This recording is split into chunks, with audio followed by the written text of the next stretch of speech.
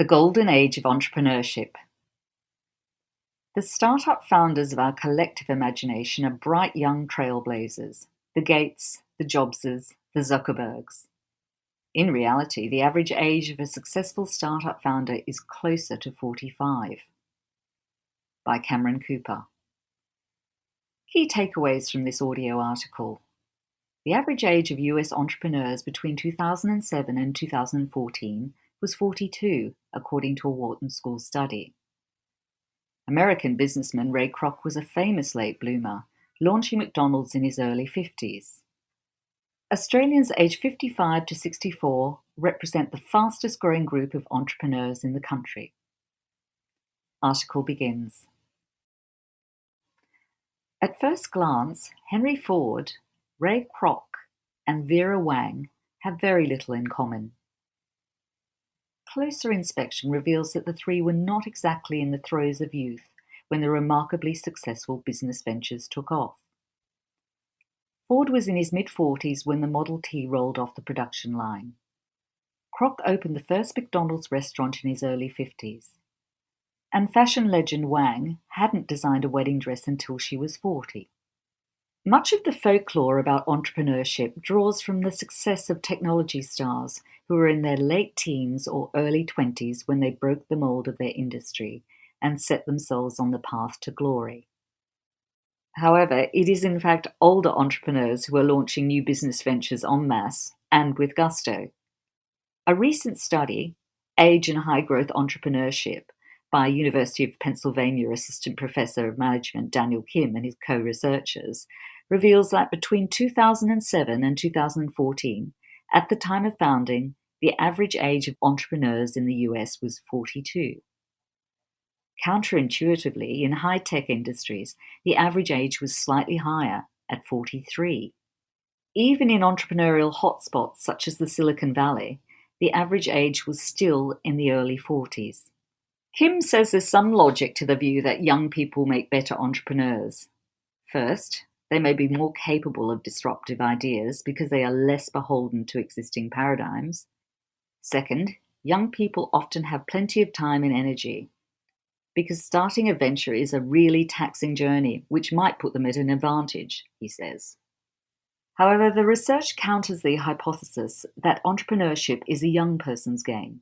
Kim attributes the success of older entrepreneurs to the strength of their networks and experience. He says, "We know that with age, many benefits accumulate, including your social ties, your relationship with your suppliers and potential hires and co-founders, as well as the financial wealth and human capital that you gain from working in different companies."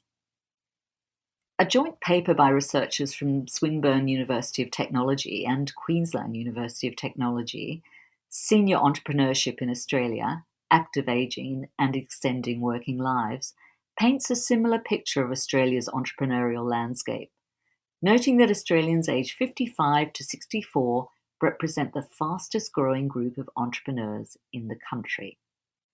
This is despite older entrepreneurs facing barriers such as ageism, potential financing issues, and the relentless pace of technological change. The research shows that 34% of all young firms in Australia are led by seniorpreneurs, and that the average age of these older entrepreneurs is 57. One of the researchers, Dr. Alex Moritz, now a professor of entrepreneurship at La Trobe University, agrees that compared to their younger counterparts, older entrepreneurs often have better networks and business experience, in addition to superior technical, managerial, and soft skills. However, when people think about entrepreneurship, they still think about youngsters starting up and developing an app, he says. With workers as young as 40 experiencing age discrimination and sometimes being written off as obsolete and not tech-savvy, Moritz expects more people of a mature age to turn to startups as they seek, sometimes through necessity, to create a job for themselves. Hybrid entrepreneurship is gaining momentum too, whereby people work part-time in regular employment and engage in a startup on the side. While age brings certain advantages, Moritz adds that many older workers from a corporate background may not have entrepreneur-like skill sets such as risk-taking, innovativeness, creativity, and business opportunity evaluation. By engaging in hybrid entrepreneurship, they can acquire these skills while still getting paid. Moritz says, they've got the University of Life and the networks, and now they can add all these new competencies. The path to seniorpreneurship gold is not always smooth. Delia Scales, the 61-year-old founder of Wiki Hospitals, which is on a mission to provide a global online database of health technology services, is one of a growing number of older innovators who are pursuing passion projects which may or may not make money. A former nurse, Scales became critical of healthcare standards during her own treatment for cancer and is using the Wiki Hospitals platform to highlight poor medical practices and educate Australians about alternative treatment solutions. Scales often feels noticeably older at startup spaces or entrepreneurship events. I'm double the age of most people, she says. Social isolation can also be a problem, given that Scales has left the mainstream workforce. On the other hand, Scales says older entrepreneurs often have some advantages over their younger peers, including financial stability. Older people can live on their superannuation. We've got more cash than the kids can access. Scales also thinks older people have a greater ability to shrug off challenges or failures because you've had so many kicks in the teeth, she says. Bambi Price, another older entrepreneur, is trying to knock down some of the barriers faced by others like her. The 63-year-old founder of War on Wasted Talent, an advocacy and recruitment platform for older workers, is targeting ageism in employment and empowering entrepreneurs. According to Price, seniorpreneurs may underestimate the difficulty of running a startup after leaving a corporate environment with its army of managers and assistants. She says, when I ran a company, there were people behind me. All of a sudden, with a startup, there's no one behind you and you have to do it all yourself. Many older entrepreneurs may also have a great idea but little experience in running a new business, while declining health and opportunity cost of time can hold them back. However, Kim says that mid-career professionals who believe it is too late for entrepreneurship are wrong. In fact, given their deep expertise accumulated from work experience in a specific domain or field, experienced professionals are actually better positioned to start successful new enterprises that go on to generate meaningful economic growth and value.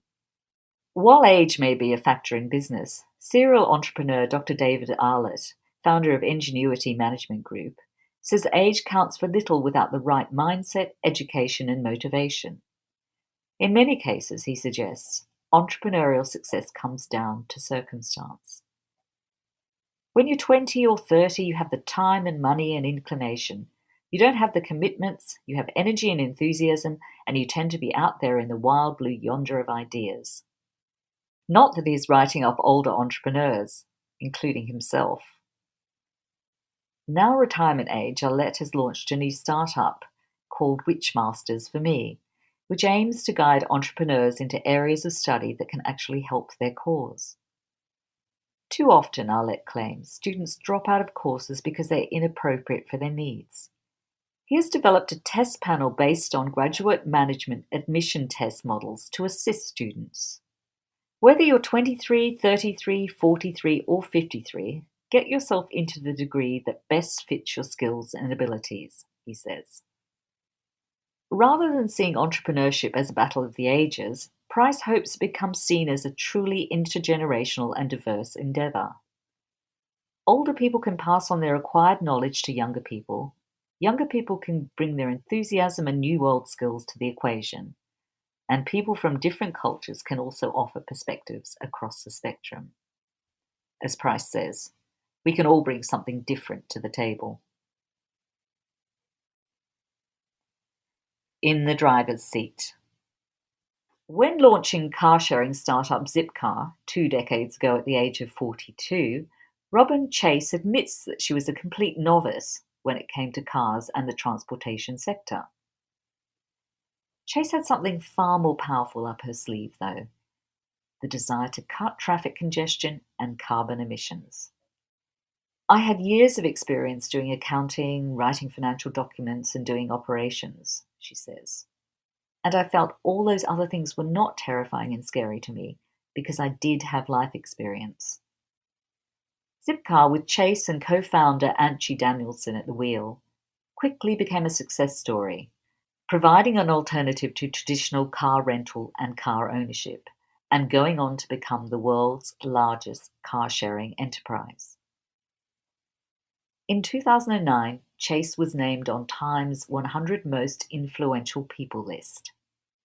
Now in her 60s, the former Zipcar CEO is pursuing a raft of other entrepreneurial ventures and is adamant that being older brings many benefits in business. For example, there can be challenges for more mature business people, including juggling the dual responsibilities of raising a family and running an enterprise.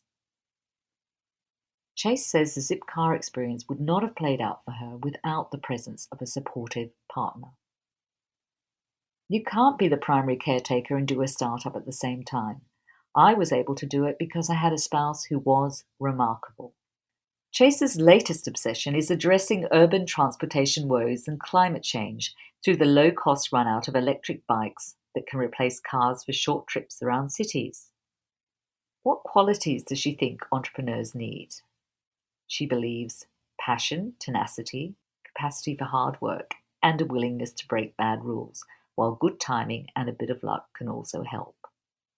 She says, sometimes you can be too far ahead of the curve, sometimes you can be too far behind the curve, and sometimes you just have a bad idea. With age irrelevant in her eyes, Chase is happy to dedicate long hours to appropriate causes. It's my passion that's leading my enthusiasm, and my mental space and my hours of work, not my age.